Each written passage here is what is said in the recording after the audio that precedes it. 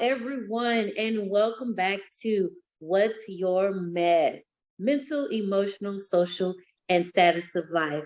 I am your host, Tracy D. Armstrong, and we have another special guest with us today. We have Dr. Author Sugar Trask. Go ahead and introduce yourself, Dr. Sugar.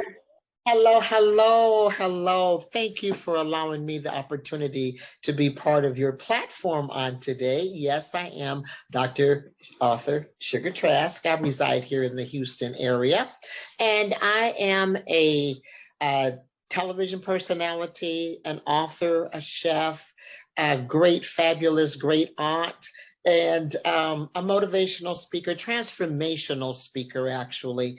And I just like helping and changing the minds of people to where they know that they can go and become that person, no matter what it looked like, no matter what it seemed like, no matter what other people said to them. And so that's what I get.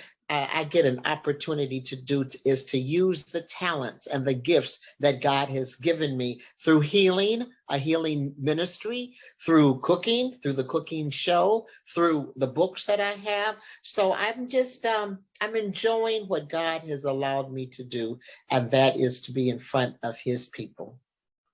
Amazing. Those are some great qualities and characteristics that you have. Those are some awesome things that you are doing.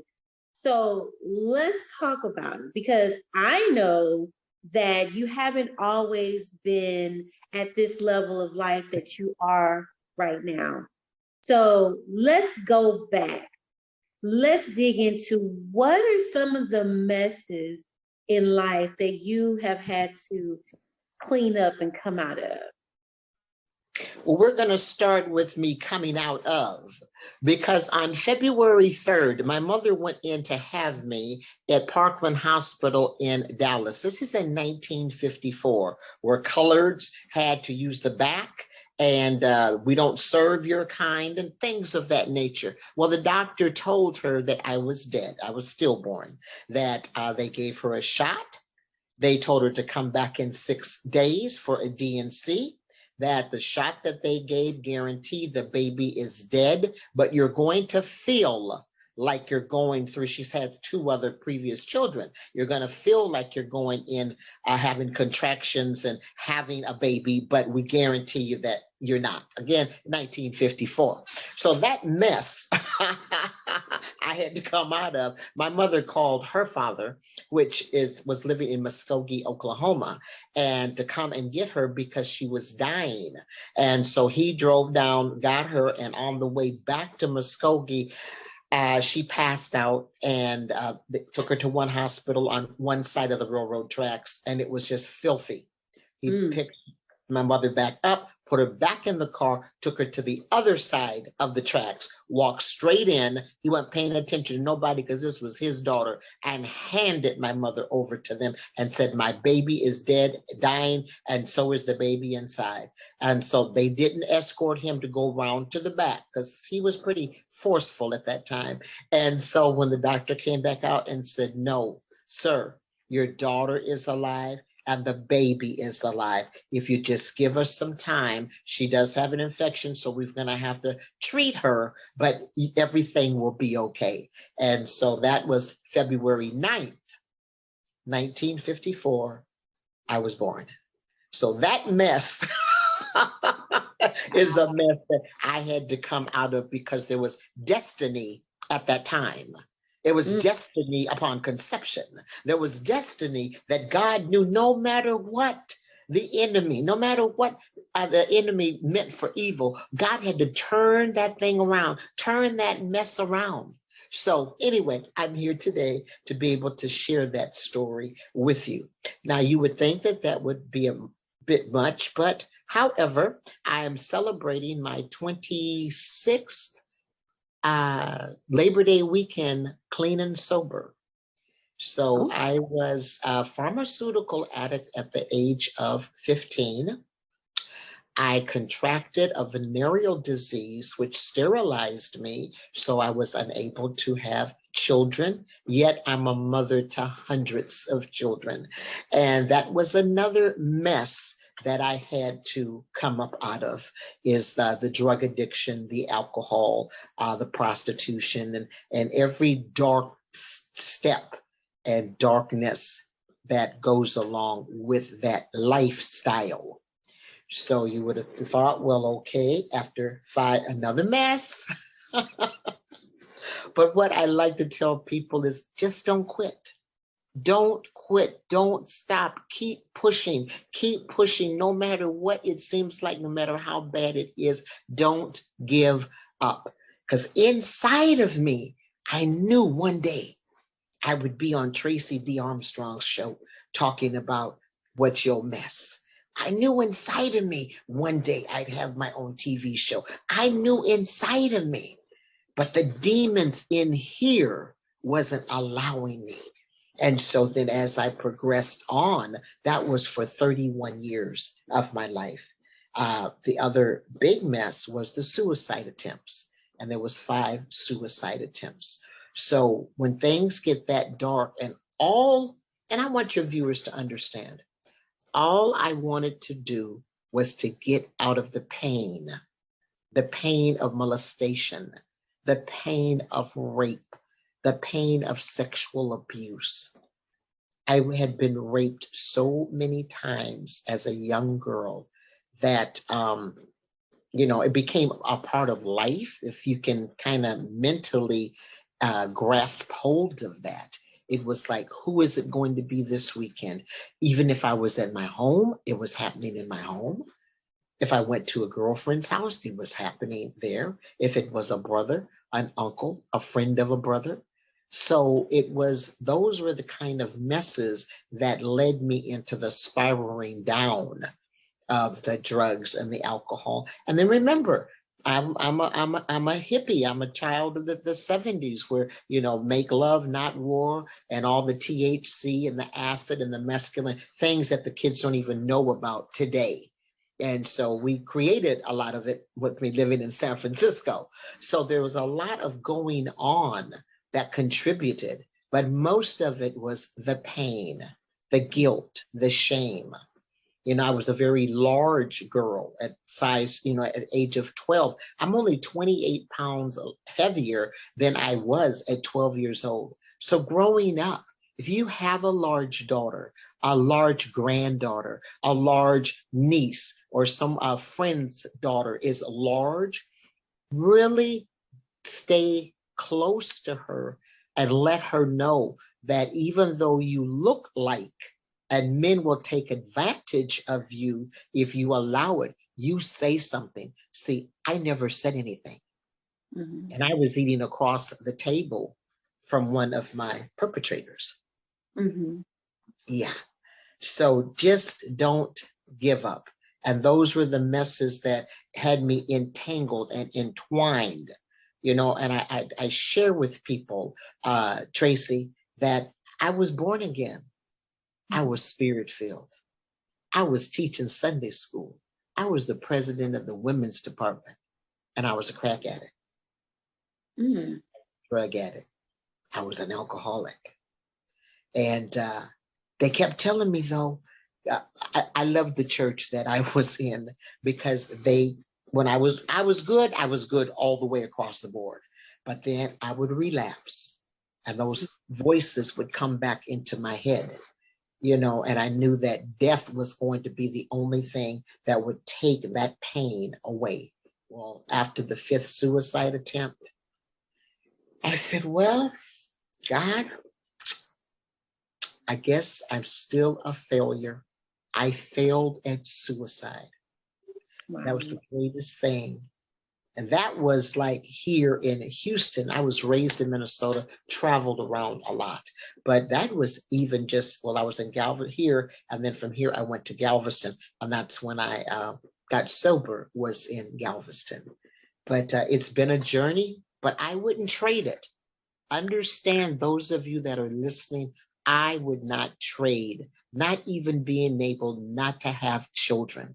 I would not, because that came from a rape as well, and the disease. But I would not trade anything because it made me the person that I am. I give God the glory. He gets the glory out of knowing how I fought. I fought in my mama's womb.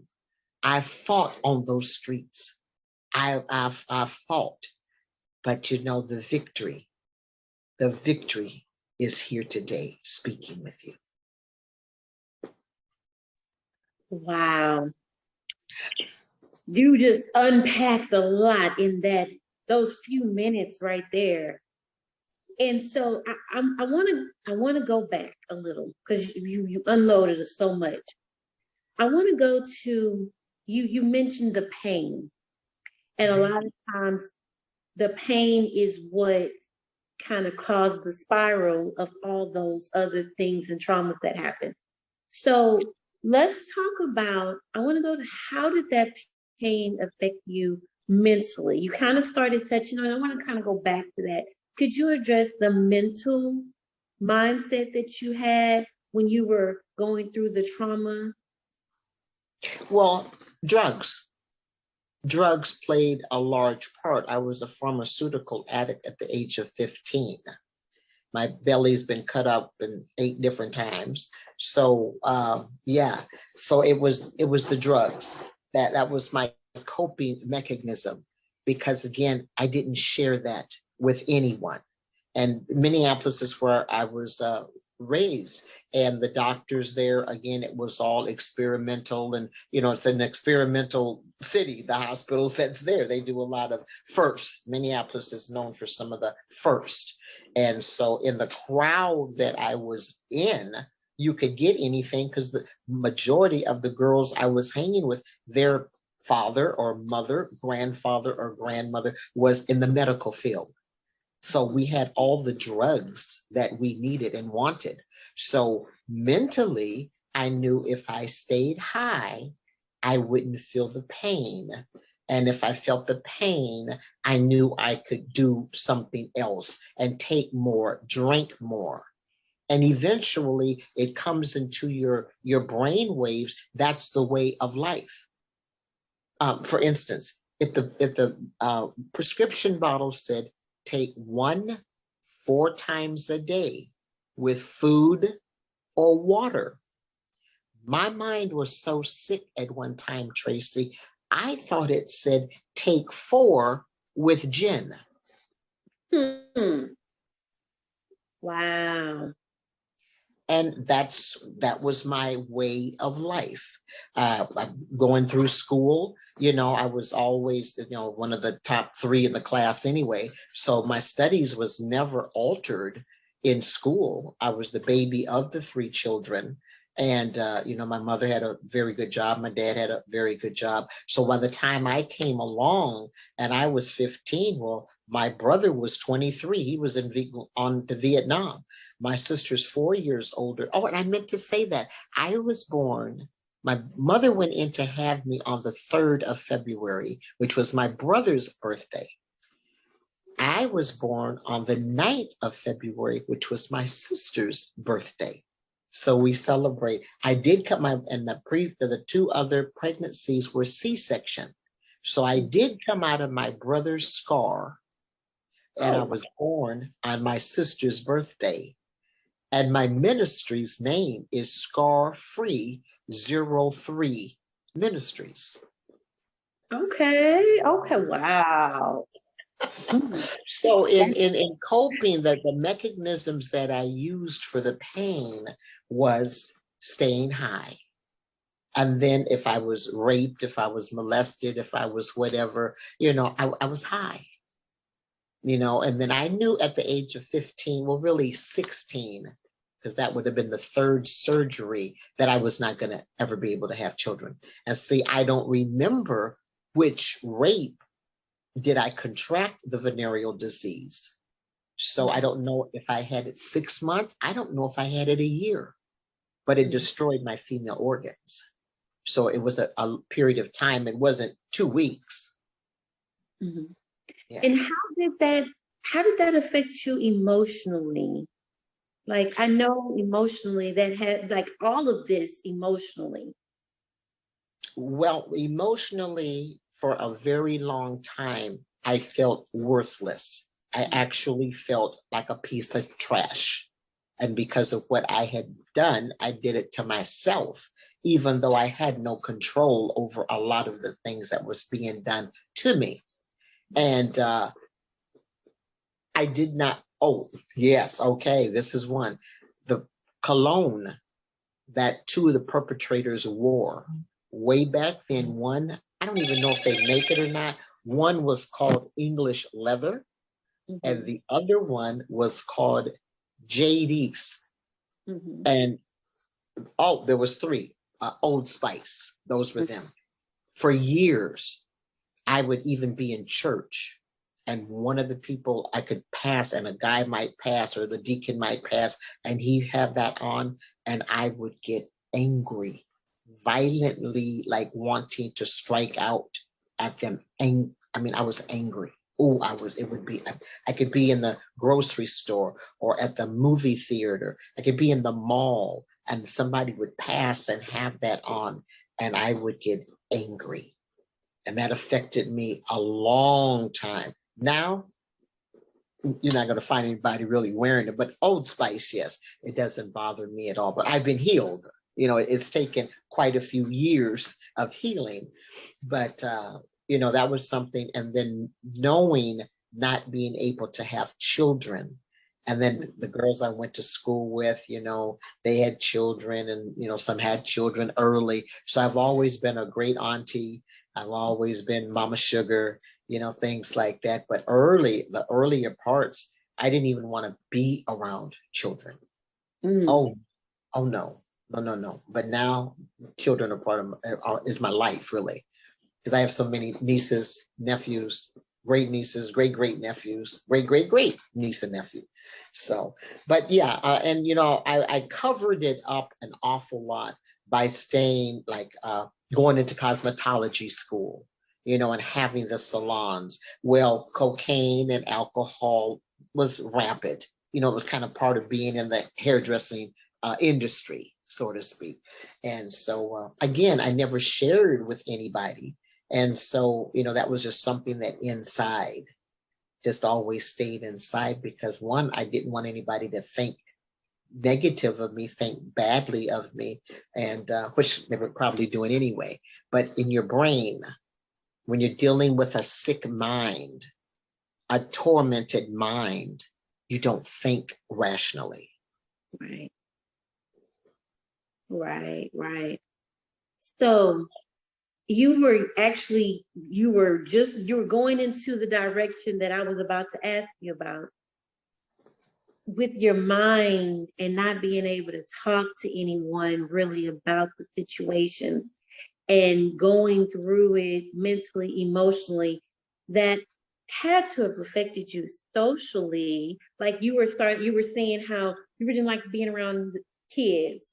You had triggers when it was certain smells. How were you socially and interacting with people with going through these situations? I interacted socially with other people doing the same thing I was doing, and that was drugs and alcohol. That was the crutch. That was the way in. That was the way out. If that was the way to wake up, that was the way to go to bed. Because the more I worked, the more money I made. The more money I made, the more drugs I could do. The more drugs I did, the more work I could do. And it's a vicious wheel.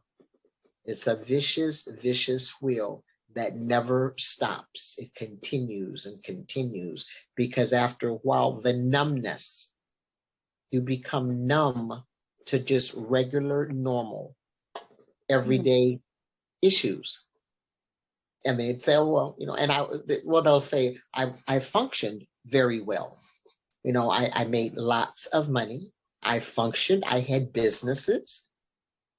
So it was, again, being in the hair industry, being in the beauty industry, and then living in Hollywood, living in California. It was just, everything was acceptable. There wasn't anything that wasn't acceptable. So with all of that being said, you got to tell everybody, how how were you able to clean up your mess to get to the point where you are today? Well, I'm going to take myself back to Galveston, Texas. In between there, I got married and divorced. I was married for 22 months. We were together 5 years, but we was only married 22 months. I was active in my addiction, and I was smoking crack cocaine for 13 years. So, and there was times I went to 5 treatment centers. So there was, but I never did it for me until the very last treatment center. The other treatment center and the other treatment time, it was for my family. It was for my husband. It was for his job. It was for the church. It was never for me, you know. And so this particular time, I was leading the NA and AA meetings. It's called Our Daily Bread in Galveston, Texas. Dr. Judy was the overseer of it. And this one particular time, lunchtime meeting was over, because it was always at noon. So it was 1 o'clock. And I'm on my way, boom, put them chips up. I was handing them chips out and everything. And I knew that it was a time coming, because prior to that was the 5th suicide attempt. And that occurred at Greenspoint Mall. Why do I live 5 minutes from Greenspoint Mall now? You know, but anyway, I have to go past that. You know, every day I go to work and come home, I'm going past that. And I'm thinking, oh my God, 20 some years ago, look what I was attempting to do. But anyway, I said, okay, I'm ready to go. And I didn't know that Dr. Judy, Sister Judy rather, knew my biological real name. And she looked at me and she said, Sheila, if you go out these doors today, you're gonna die. Mm.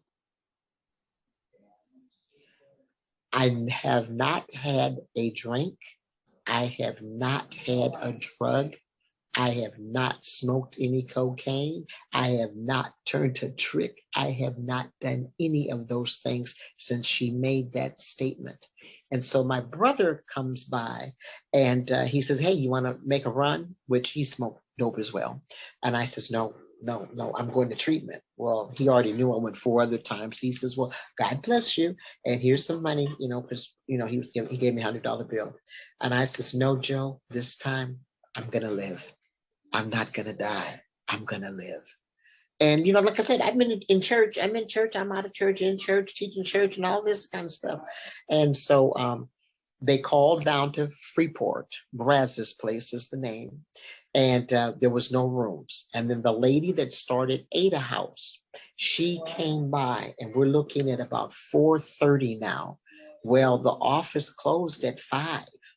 And so they said, we have no beds. I says, you have a bed for me. She says, no, we don't have a bed.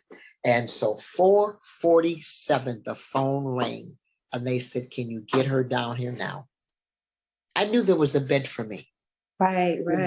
I knew, I mean, I knew, and it was my time. Mm-hmm. It was my time. And so I never relapsed. I never got off the wagon. I never took any of their drugs. Why would you give a drug addict drugs to get off of the drugs that they're on in the first place? Right. I didn't understand. And I was watching the other people that was in there and drinking coffee, like pots of coffee. Well, that's, you know, and I'm thinking, I'm coming off of cocaine. I'm coming off of crack. Why would I want to do that to myself? So I did none of that. None of that at all. I made my meetings, I wrote and, you know, did everything else that I was supposed to do. And then I says, okay, God, if this is it, then let it be it. And that was it. So. And you said 26 years, right? Yeah, 26 years. This will be my 26th clean and sober. What's coming up? Labor Day weekend. And how have you been able to mentally, emotionally, socially? Because I know there's still people around that still may do what you were doing, or do you not socialize?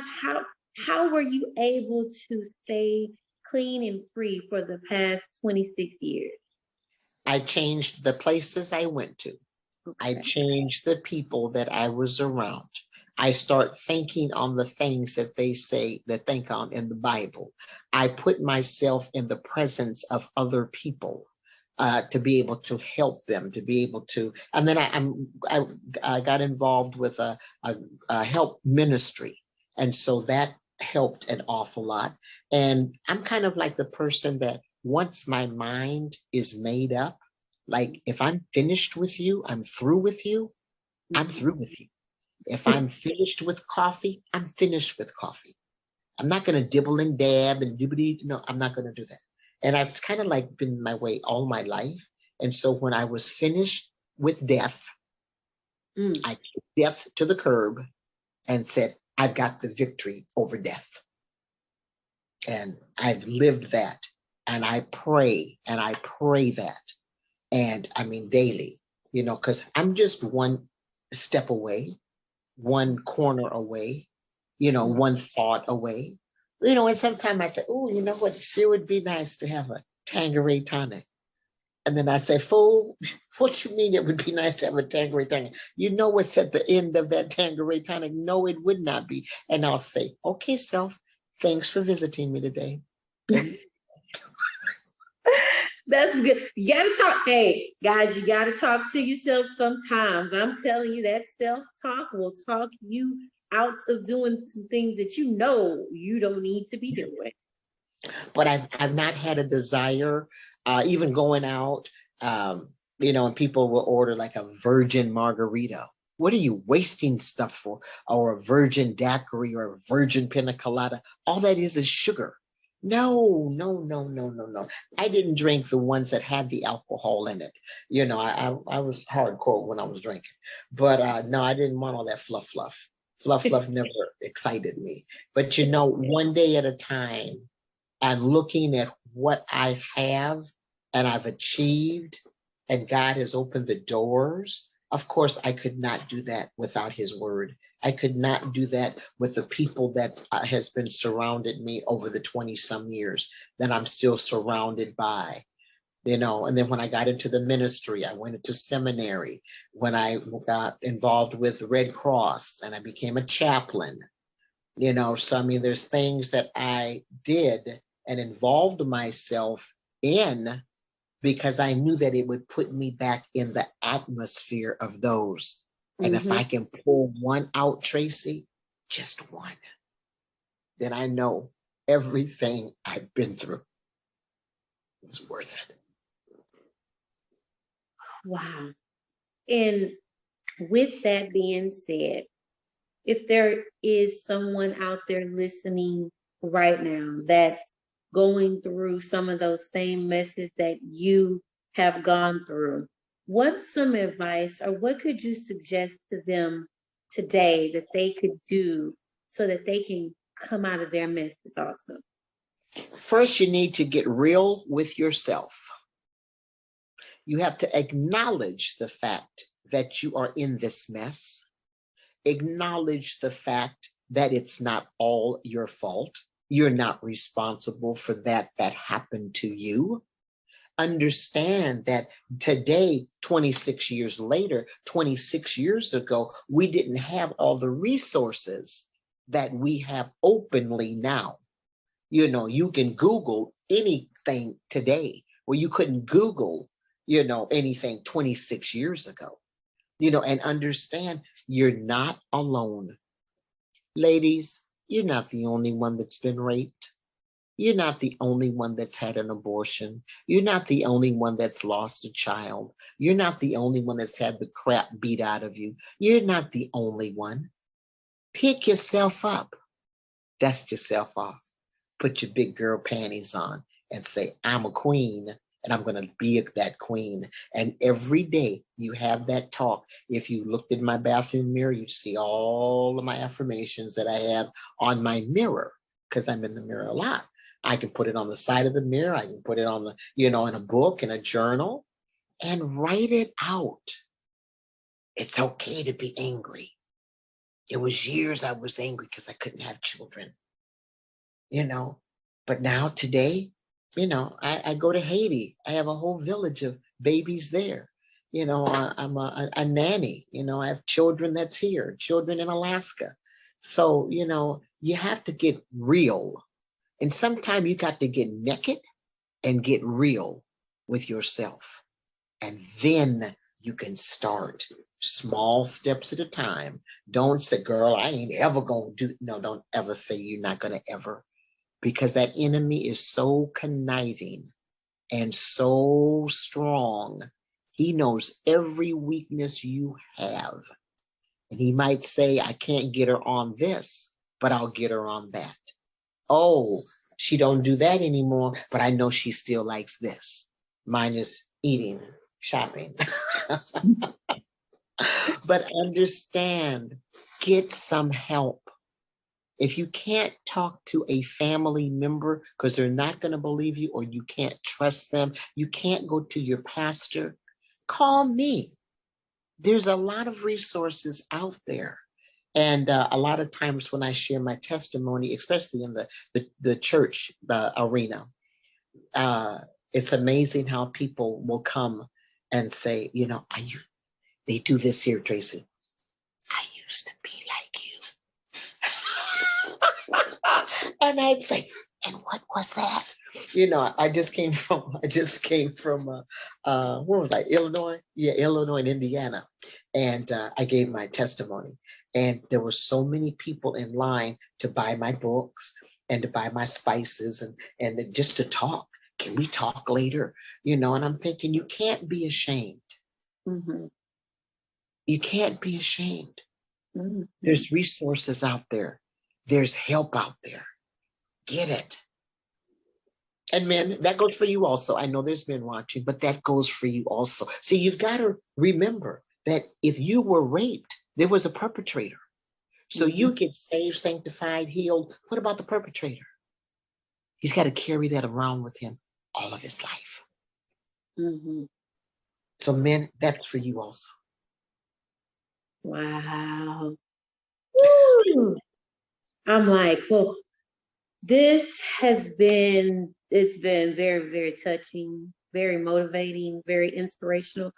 You mentioned just now how if someone does need help or would like help, that they could reach out to you. And then you also mentioned that you have a book and spices and all the other things that you also have available. Could you tell everybody a little bit about some of the resources that you have available that could help others? Okay, you can find me on all of the social media. Author Sugar Trask, Sugar Trask. Sugar Spices is the spice line that the Lord birthed in 18 months ago. We had a snowstorm here in the Houston area. People's pipes were busted, electricity was out, there was flooding, it was a disaster. Well, 3 or 4 o'clock in the morning, for about 8-9 days, the Lord and I was having conversations, and that's how Sugar Spices got birth. That's a whole nother program with a conversation that went on to get this bottle here today. And I have 6 spices flavors. I do have a mild. I have a hot, an extra hot, a hickory, a garlic pepper. Oh, it's so good. And a garlic lemon. And it's from everything from apples to zucchini, from catfish to salmon to halibut to just any seafood, shrimp, crawfish boils, if you're going to use a boil. What's special about Sugar Spices is that Sugar Spices contains no salt, no sodium of any kind, and no sugar, no preservatives, no MSG, vegan friendly, heart healthy. Let's make eating healthy taste good again. It's delicious. It's nutritious. It's created by Chef Sugarlicious. And that website is www.sugarsspices.com. And email me, sugar@sugarspices.com. Call me, 409-333-9006. And if you go ahead and go to the website, again, that's sugarsspices.com. I am, and you purchase an item or you fill out the form.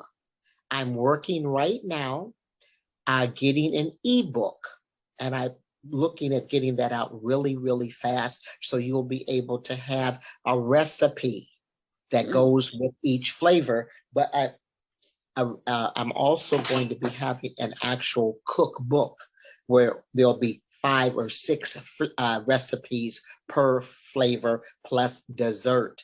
Dessert, no sugar, no salt, no preservatives, no additives. So these here is 2 of my books. I've got 4 of them that's on my ministry website, which is www.scar03ministries.com. Scar, like if you cut yourself, free, like you're no longer in bondage. 03ministries.com. And the books are on there, but you can also go to Amazon, Shattered Mirror. And there's a 5 series, but right now I only have 3, but I have 2 of the books right here. But God says, write it in 5s because that's grace. And so now the one I'm working on now is including COVID, having family member with COVID, my mother and her stroke and things of that nature. So I'm excited about what God is doing and where he's taking me next. I don't know, but I'm ready. And a lot of the blessings that I have, I didn't pray for. I didn't sow a seed for. I didn't think about it. I didn't write it down. And God says, I just want to do something for you. That's how much I love you. And that's Sugar Spices. I also have a TV show. I'm in my 6th season. Something Good is About to Happen variety show. And then I have the cooking show, Cooking with Sugarlicious. And I've been at that. I started on the radio with a cooking show on the radio with a radio station in New Jersey. Go figure. I don't know. God is full of surprises. And so I have 38 cooking shows under Sugar Trask on YouTube. Sugar Trask on YouTube. And so then the next project, well, one of the next projects is Sugar's Entertainment TV, which will have a show in it like QVC, shopping, but it's going to be Sugar's Shopping Network. And people, if you know of anyone that has products, merchandise, and they want to get it on a global scale, make money while they're sleeping, contact me. And that's 409-789-9631. Awesome. And I just want to thank you for taking your time out, because you have so many things going on in the kitchen. I'm gonna say in the kitchen because I know you like cooking. A lot of things going on. And I just thank you and I appreciate you for taking the time out to be a part of What's Your M.E.S.S, because I know that your story is going to help change the lives of many people out there that are listening. So if you had any last words to give our listeners before we end for the day, what would you like to say to everyone? Well, what I'd like to say is God is good. Even when you're not at your best, God is still good. When you're not at your best, he will take your mess and make a message. And I like to let people know that there's hope after dope. There's love and hugs after drugs. So it doesn't matter what stage you are in your recovery. If it's just a thought, well, one day I'm going to just give up cigarette smoking. You know, if it's just a thought, put it down on paper, write it out, keep it close to you, and share it with people. The story that you have inside, it's not for you. The messes that you've been through is not for you. So take all that mess, let it out, Create a book, a poetry. Go open mic, do something with it. Because one thing I found out about God, the more you give, the more he gives to you.